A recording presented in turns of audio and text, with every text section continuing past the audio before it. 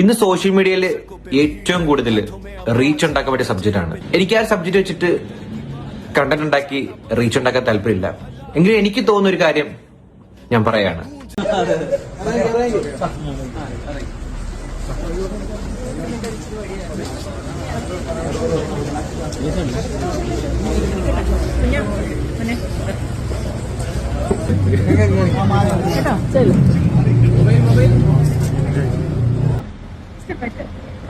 കാണാനുള്ള പ്രേക്ഷകരോടൊക്കെ എന്താണ് പറയാനുള്ളത്? അഖിലേട്ട ഇങ്ങനെ. എല്ലാവർക്കും നമസ്കാരം. അഖിൽ എന്നാണ്ടിയുടെ ഭാര്യ ഒളിച്ചോടിപ്പോയി. സത്യം ഉള്ള കാര്യം പറഞ്ഞു. ഞാൻ ഈ ന്യൂസ് കേട്ടപ്പോൾ ഞാൻ അന്വേഷിച്ചു, കാര്യങ്ങളൊക്കെ അന്വേഷിച്ചു, അത്യാവശ്യം കാര്യങ്ങളൊക്കെ അറിഞ്ഞു.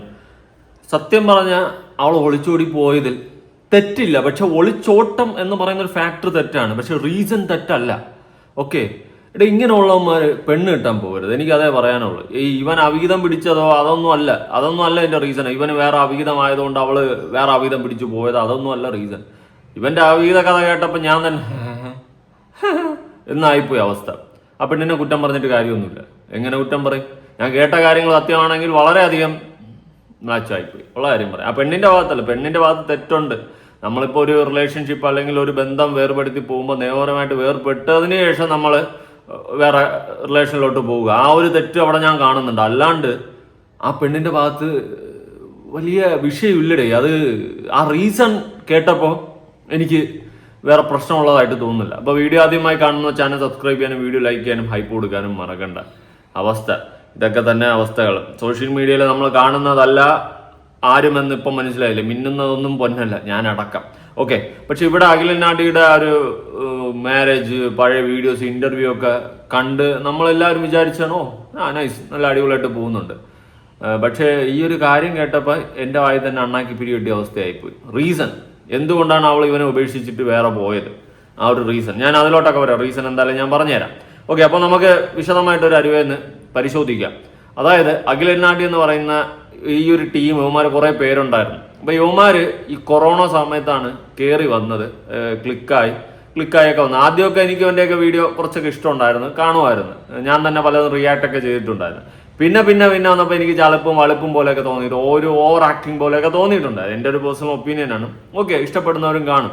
പിന്നെ നമ്മുടെയൊക്കെ ഒരു ഏജും മെച്യൂരിറ്റി ഒക്കെ വെച്ചിട്ടേ ഇത് എന്ത് വളിപ്പെന്ന് നമുക്ക് തോന്നും, വളിപ്പീരായിട്ട് തോന്നും. പെമ്പിള്ളാർക്ക് അത് കാണുമ്പോൾ ചിലപ്പോൾ ചിരിയായിട്ടും തോന്നും. ഓക്കെ, സ്വാഭാവികം. പയ്യന്മാർക്ക് അത് കാണുമ്പോൾ ഇത് വളിപ്പീരടായവൻ. ഇപ്പം എൻ്റെ വീഡിയോ കാണുമ്പോഴും അതുപോലെയൊക്കെ തന്നെയാണ്.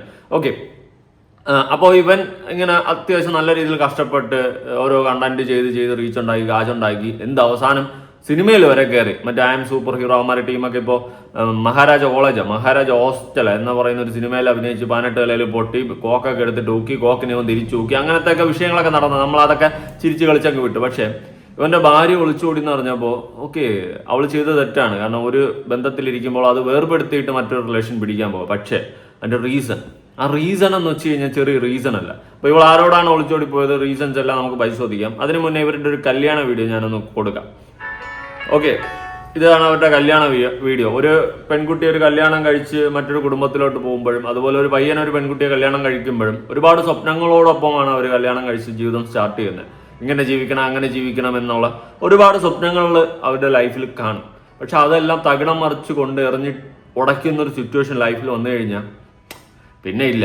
അതും പ്രത്യേകിച്ച് അവിഹിതങ്ങൾ പൊക്കിക്കഴിഞ്ഞാൽ അത് വേറൊരു രീതിയിൽ പോകും. ഇപ്പോൾ തന്നെ പോലീസ് സ്റ്റേഷനിൽ ഇവള് പറഞ്ഞിട്ടുള്ള റീസൺ അവിഹിതമാണ്, ഇവന് വേറെ അഫെയർ ഉണ്ട്, അങ്ങനെ വേറൊരു പെണ്ണുമായിട്ട് റിലേഷനിൽ അങ്ങനത്തെ ഒരു സെറ്റപ്പിലുള്ള സാധനമാണ് കൊടുത്തിട്ടുള്ളത്. പക്ഷെ അതല്ല അതിന്റെ റീസൺ.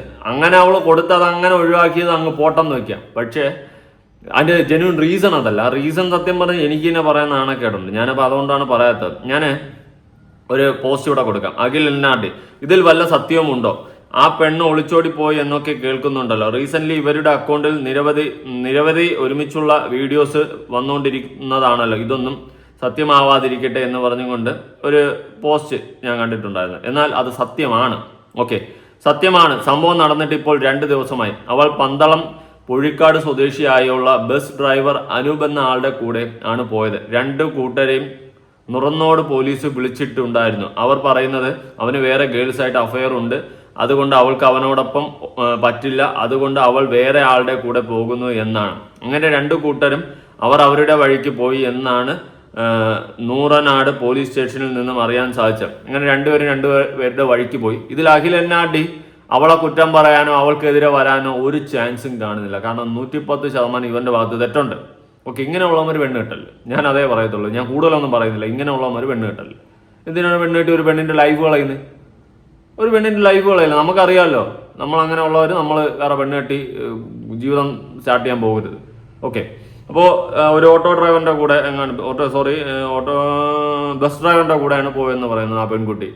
അവൾക്ക് ഒരുപാട് അവളെ പറഞ്ഞിട്ടും കാര്യമില്ല. അതാണ് അതിനേക്കാളും വിഷയം. പിന്നെ നമ്മൾ ഈ പറഞ്ഞതുപോലെ സോഷ്യൽ മീഡിയയിൽ കാണുന്നതല്ല എല്ലാവരുടെ ലൈഫ്. ഓക്കെ, ഉള്ളതാണ് ബ്രോ, കുറേ സ്ഥലത്ത് കണ്ടു ബ്രോ എന്നൊക്കെ പറഞ്ഞ് റിപ്ലൈ കൊടുത്തിട്ടുണ്ട്. ഉള്ളതാണ്, ഈ സംഭവം ഉള്ളതാണ്. ആ കമന്റും പിൻ ചെയ്ത് വെച്ചിട്ടുണ്ട്. ഇനി ഇവരുടെ ഒരു വീഡിയോ ഞാനൊന്ന് കൊടുക്കാം, പഴയ വീഡിയോ ആണ്. വെറുതെ എന്തിനാ പൈസ കളയുന്നേ? നമ്മുടെ അപ്പുറത്തെ വീട്ടിലെ പൂ നിപ്പുണ്ട്, ഞാൻ പോയിട്ടൊന്ന് ചോദിച്ചു നോക്കാം. അതെ, ഒരുപാട് ദശ പോകുന്നുണ്ട്. ഞാൻ ഫീൽ ചെയ്ത് എനിക്കിതാ ഇത് കണ്ടോ, തൊലി നൈസായിട്ട് കളയാവും.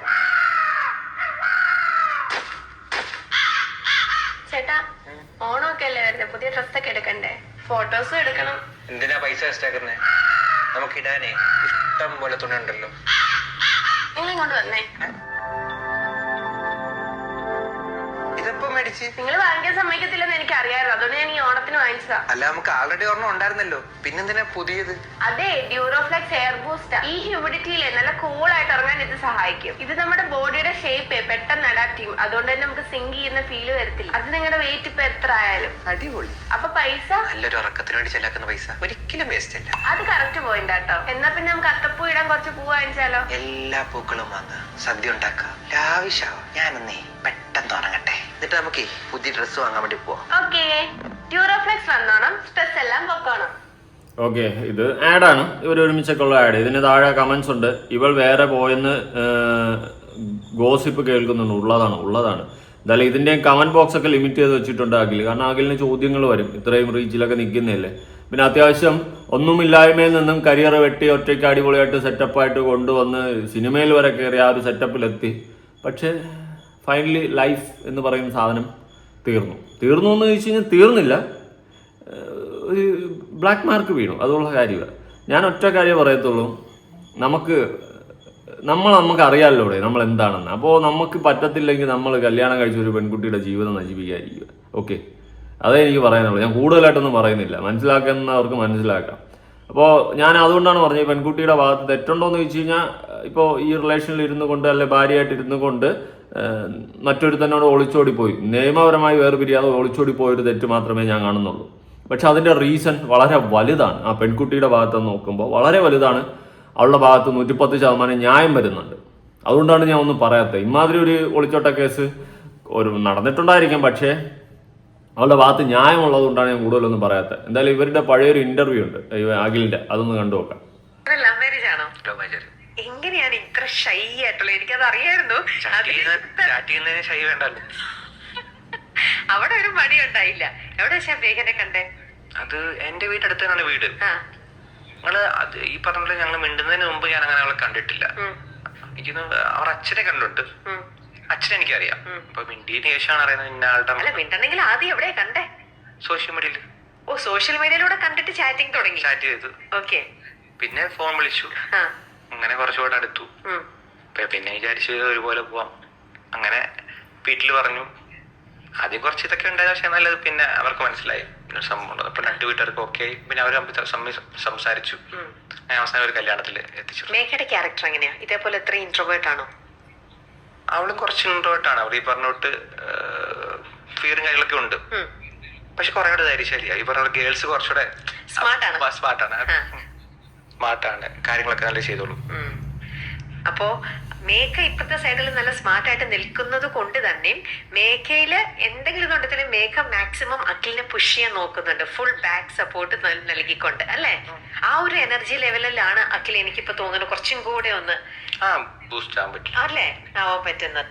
ഇന്റർവ്യൂവിൽ ഇരുന്ന് തള്ളി മറിക്കുന്നല്ലാണ്ട് ബൂസ്റ്റിംഗ് ഒക്കെ ഹോർലിക്സ് ആയിട്ട് പോയിട്ടുണ്ട് എന്നാണ് അറിയുന്നത്. ഓക്കെ, ഇടേ ഇപ്പോ അഖിലിനെ സംബന്ധിച്ചിട്ട് ഇപ്പൊ അഖില് അവൻ ഒറ്റയ്ക്ക് വഴി വെട്ടി വന്ന് അത്യാവശ്യം നല്ലൊരു കരിയർ ബിൽഡ് ചെയ്തെടുത്ത്, പിന്നെ എന്തിനാണ് ഒരു പെണ്ണിന്റെ ലൈഫിൽ കയറിയിട്ട് കളിച്ചതെന്നുള്ളൊരു സാധനമാണ് എനിക്ക് ചോദിക്കാനുള്ളത്. തൊട്ടിപ്പരിപാടിയാണ്. ഇപ്പൊ ഇവള് സ്റ്റേഷനിൽ പറഞ്ഞിട്ടുള്ളതെന്ന് വെച്ച് കഴിഞ്ഞാൽ അവന് വേറെ അഫയർ ഉള്ളത് കൊണ്ടാണ് അവള് വേറെ അഫയർ പിടിച്ചു പോയത്, ഒളിച്ചോടിയത്. അതൊരിക്കലും ഒരു ന്യായീകരണമല്ല. അതിന്റെ കറക്റ്റ് റീസൺ അവള് പറയാത്തതാണ് സ്റ്റേഷനിൽ. അത് വേണ്ടെന്ന് വെച്ചിട്ട് അവള് പറയാത്തതാണ്. അല്ലാതെ നിങ്ങളൊന്ന് ആലോചിച്ച് നോക്കുക, അവന് വേറെ അഫയർ ഉള്ളതുകൊണ്ട് അതേപോലെ അതേ നാണയത്തിൽ ഞാൻ അവന് തിരിച്ച് മറുപടി കൊടുത്തുകൊണ്ട് ഞാൻ എന്താ പോകുന്നു വേറെ അഫയറുമായിട്ട്. ഓക്കെ, അതൊരു ന്യായീകരണമല്ല, അങ്ങനെയാണ് അവൾ കൊടുത്തിട്ടുള്ളത്. പക്ഷെ അതല്ല അതിൻ്റെ ഒരു സത്യാവസ്ഥ. അത് വേണ്ടെന്ന് വെച്ചിട്ട് അവൾ പറയാത്തതാണ്. പിന്നെ ഞാൻ പറഞ്ഞില്ലേ, ഒരു ബന്ധം തകർത്ത് മീൻസ് നിയമപരമായിട്ട് വേർപിരിഞ്ഞതിന് ശേഷം നിങ്ങൾക്ക് പോകാമായിരുന്നു. ആ ഒരു തെറ്റ് മാത്രമാണ് ഞാൻ മേഖലയിൽ കാണുന്നത്. അല്ലാണ്ട് എനിക്ക് വലിയതായിട്ട് തോന്നിയില്ല. അഖിലേ, ഞാൻ ഒന്നും പറയണില്ല, ഞാൻ പറഞ്ഞാൽ കൂടിപ്പോവും കേട്ടാ. ഞാൻ എന്നെ കൊണ്ട് പറയിപ്പിക്കരുത്. വേറൊരു വീഡിയോ കൊടുക്കുക. മേഘം പൊട്ടുതൊട്ടി കാർമേഘമൊക്കെ ആയിട്ടിരിക്കണം. കല്യാണത്തിന്റെ ആ സമയത്തുള്ള വീഡിയോ ആണ് കേട്ടാ. റംബൂട്ടാനെ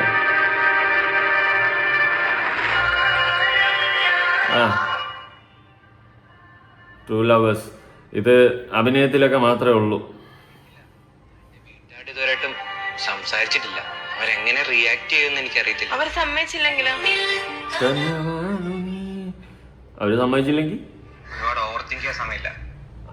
അവര് സമ്മതിച്ചില്ലെങ്കിൽ ഞാൻ നിന്നെ അങ്ങ് വലത്തെ കളയും എന്നൊക്കെ ഉള്ള രീതിയിൽ പറഞ്ഞിട്ട് പോയതാണ്. ഇത് വേറെ ഇതൊക്കെ സത്യം പറഞ്ഞാൽ ഇപ്പോൾ എന്താവസ്ഥയായി സോഷ്യൽ മീഡിയയിൽ നടക്കുന്നേ. ഞാൻ വേറൊരു വീഡിയോ കൊടുക്കുക. എനിക്ക് ഇത് ഉള്ളിൽ നിന്ന് സാധനം പറയണമെന്നുകൊണ്ട് ഞാൻ പറയത്തുമില്ല. അതാണ് അതിൻ്റെ അവസ്ഥ. നിങ്ങൾക്ക് മനസ്സിലായെങ്കിൽ മനസ്സിലായില്ലെങ്കിൽ ഇല്ല. കാണാനുള്ള പ്രേക്ഷകരോടൊക്കെ എന്താണ് പറയാനുള്ളത്? സിനിമയുടെ ഇങ്ങനെ നായകനായി പോകുന്നതിൽ അല്ലെങ്കിൽ എന്തെങ്കിലും ഒരു ഇത് തോന്നിയോ? ഇത് ഈഗോ എല്ലാം തോന്നി? സന്തോഷമാണ്. അല്ല, തമാശക്ക് വേണ്ടി ചോദിച്ചതേ എന്തായാലും. അപ്പൊ ഇനി സിനിമ കാണാനുള്ളവരോടൊക്കെ എന്താണ് പറയാനുള്ളത് രണ്ടുപേർക്കും? സിനിമ കാണാൻ സിനിമ ഇനി ഏകദേശം എനിക്ക് തോന്നുന്നു ഏപ്രിൽ ആ ടൈമിലേക്കായിരിക്കും റിലീസ്. ഓക്കെ, സിനിമ റിലീസായി ഓഗസ്റ്റിലാണ്. ഇപ്പോൾ ഏപ്രിൽ അവസാനമോ ഓഗസ്റ്റിൽ എങ്ങാണ്ട് റിലീസായി. ഏപ്രിൽ അവസാനം തോന്നുന്നു റിലീസായി. ഏപ്രിൽ അല്ലല്ലോ, ജൂലൈ അവസാനം എങ്ങാണ്ട് റിലീസായി. ഓക്കെ, സിനിമ 18 പൊട്ടി എല്ലാവരും വലിച്ചേരി ഒട്ടിക്കുന്നതൊക്കെ സോഷ്യൽ മീഡിയയിൽ കാണുന്നുണ്ട്. ഇവർ തമ്മിൽ അങ്ങോട്ടും ഇങ്ങോട്ടും, അതായത് അശ്വന്ത് കോക്കും അഖിലും ഒക്കെ ആയിട്ടുള്ള വിഷയങ്ങൾ നമ്മൾ കണ്ടതാണ്. ഓക്കെ, അതൊക്കെ ഓരോ തുടക്കമാണ്. തുടക്കത്തിൽ നിന്നൊക്കെ വരുമ്പോൾ പിന്നെ കയറി വന്നോളും. പക്ഷേ ആംബുലൻസും പോകണം.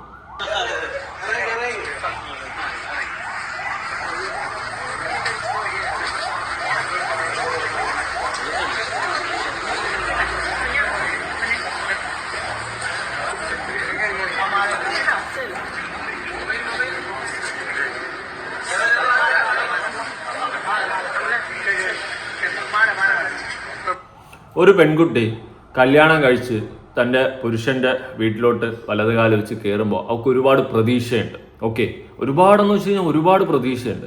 അതായത് അവൾ സ്വന്തം വീട് വിട്ട് ഇത്രയും ദിവസം അവളുടെ ചുറ്റുപാടുണ്ടായിരുന്ന അവളുടെ അച്ഛൻ, അമ്മ, സഹോദരങ്ങൾ എല്ലാവരും വിട്ട് പുതിയൊരു വീട്ടിലേക്ക് താമസം മാറുകയാണ്. ഇനി പുതിയൊരു ലൈഫാണ് കല്യാണം കഴിഞ്ഞ് കഴിഞ്ഞാൽ ഒരു പെൺകുട്ടിയുടെ ജീവിതം. അപ്പോൾ അവൾ വലത് കാലം വെച്ച് അവിടെ കയറുന്ന സമയത്ത് അവൾക്ക് ഒരുപാട് പ്രതീക്ഷകളാണ്. നമ്മൾ വിചാരിക്കുന്ന പോലെയൊന്നുമല്ല. ഇപ്പോൾ ഈ എൻ്റെ വീഡിയോ കാണുന്ന സ്ത്രീകളുണ്ടെങ്കിൽ അവർക്കറിയാമായിരിക്കും. കാരണം ഇനി അവിടെ പോയി കഴിഞ്ഞാൽ അമ്മ പോരാട്ടം ഉണ്ടാവരുത്, അടി വഴക്കുണ്ടാവരുത്, വളരെ സ്നേഹത്തോടെ ജീവിക്കാൻ പറ്റണം, നമ്മുടെ മക്കൾ, കുട്ടികൾ, അങ്ങനെ ഒരു നല്ലൊരു അടിപൊളി കുടുംബ ജീവിതം വേണമെന്ന് ആഗ്രഹിച്ചിട്ടായിരിക്കും ഒരു പെൺകുട്ടി ഒരു പുതിയ ജീവിതത്തിലോട്ട് കാലെടുത്ത് വെക്കുന്നത്. ആ കാൽച്ചുവടെ വെച്ച് കഴിഞ്ഞാൽ അവിടെ പിന്നെ നല്ലൊരു മാറ്റമാണ് പിന്നെ അവിടെ ആ ഒരു കുടുംബത്തിൽ ഉണ്ടാവുന്നത്, അല്ലേ? ചിലപ്പോൾ ചില സ്ഥലങ്ങളിൽ ചില പെൺകുട്ടികൾ വന്നു കയറി കഴിഞ്ഞാൽ ആ വീട്ടിൽ ഐശ്വര്യം കൂടും, കൂടുതൽ നല്ല നല്ല കാര്യങ്ങൾ നടക്കും. ചിലപ്പം ചിലയിടത്ത് കുത്തുവാളെടുത്ത് പോകാറുണ്ട്, ഇല്ലെന്ന് പറയുന്നില്ല. പക്ഷെ നല്ല നല്ല കാര്യങ്ങളൊക്കെ നടക്കാറുണ്ട്. അപ്പോൾ ഒരു പെൺകുട്ടി വലതുകാലെടുത്ത് വെച്ച് വരുമ്പോൾ അവൾക്ക് ഒരുപാട് സ്വപ്നങ്ങളുണ്ട്. ഇനി അടിപൊളിയായിട്ടൊക്കെ ജീവിക്കണം, ഞാൻ, എൻ്റെ ഏട്ടൻ, എൻ്റെ മക്കൾ, ആ ഒരു സെറ്റപ്പിൽ ജീവിക്കണമെന്നുള്ള ഒരുപാട് സ്വപ്നങ്ങൾ കാണും. ഒരു നിമിഷത്തിൽ അവളുടെ സ്വപ്നങ്ങൾ തകരുമ്പോൾ, അല്ലെങ്കിൽ അവൾ ആഗ്രഹിച്ചതുപോലത്തെ ഒരു ലൈഫല്ല അവൾക്ക് കിട്ടിയത്, എൻ്റെ ജീവിതം തൊലഞ്ഞു എന്ന് സ്വയമേ തോന്നുമ്പോൾ സംഭവിക്കുന്ന കുറേ കാര്യങ്ങളാണ് ഇപ്പം നമ്മൾ അറിഞ്ഞുകൊണ്ടിരിക്കുന്നത്. ഓക്കെ, അതുകൊണ്ട് ഒരു പെണ്ണിൻ്റെ ഇമോഷൻ വെച്ചും കളിക്കാതിരിക്കുക ഒരാണുങ്ങൾ. ഓക്കെ, അതിപ്പോൾ തിരിച്ചായാലും അങ്ങനെ തന്നെയാണ്. നമുക്ക് താല്പര്യമില്ല, നമുക്കത് പറ്റത്തില്ല, അല്ലെങ്കിൽ അതൊന്നും വേണ്ട എന്നുള്ളൊരു തോന്നലുണ്ട്. ഒരു പെൺകുട്ടിയെ കല്യാണം കഴിച്ച് ജീവിക്കാൻ താല്പര്യമില്ല, അല്ലെങ്കിൽ ഇഷ്ടമില്ല എന്നുള്ളൊരു മൂഡാണെങ്കിൽ പ്രഹസനം കാണിക്കാനും നാട്ടുകാരുടെ കണ്ണിൽ പൊടിയിടാനും നമ്മളൊരു കല്യാണം കഴിച്ച് ഒരു പെണ്ണിൻ്റെ ലൈഫ് തകർക്കരുത്. അതിപ്പോൾ ആണുങ്ങളായാലും ശരി പെണ്ണുങ്ങളായാലും ശരി. ഓക്കെ, ആരുടെയും ലൈഫ് അങ്ങോട്ടും ഇങ്ങോട്ടും തകർക്കാതിരിക്കുക. അങ്ങനെ തകർത്തും കൊണ്ട് മൂഞ്ചിയ പരിപാടി കാണിക്കരുത്. ഇവിടെ അഖിലൻ ആന്റിയുടെ കേസിലും അത് തന്നെയാണ്. മേഘയ്ക്ക് സഹിക്കേണ്ട മാക്സിമം അവൾ സഹിച്ചു നോക്കി, പറ്റത്തില്ല, വിട്ടു.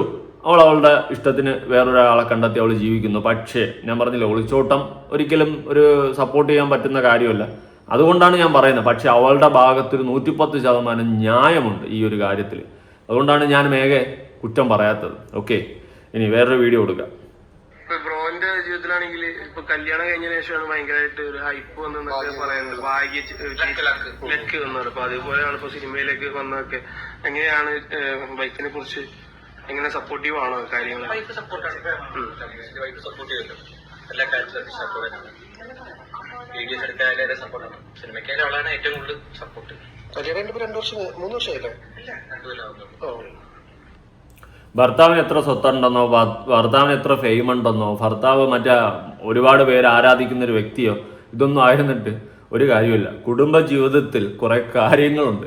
അതില്ലെങ്കിൽ ഭർത്താവ് ഏത് കൊമ്പത്തവനായാലും ജോർജ് ബുഷായാലും ഭാര്യയ്ക്കൊരു കുഴപ്പമില്ല.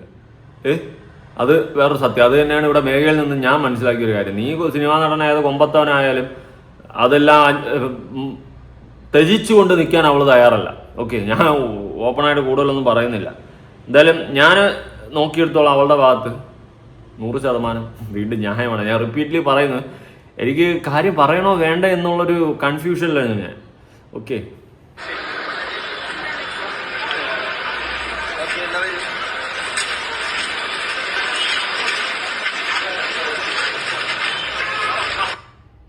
ഓക്കെ, ഇതെവിടെ വന്നതാണ്. എല്ലായിടത്തും ഒരുമിച്ചൊക്കെ വരുമായിരുന്നു, അടിപൊളിയായിരുന്നു, കാര്യങ്ങളൊക്കെ ആയിരുന്നു.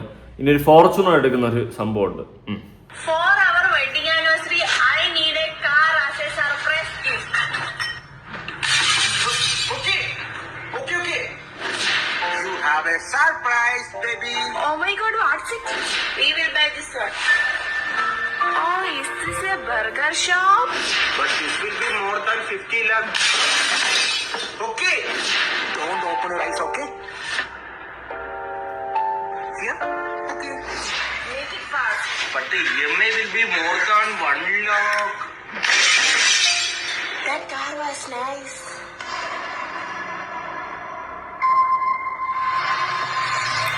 Land Cruiser, Fortuner. Wow, what a surprise.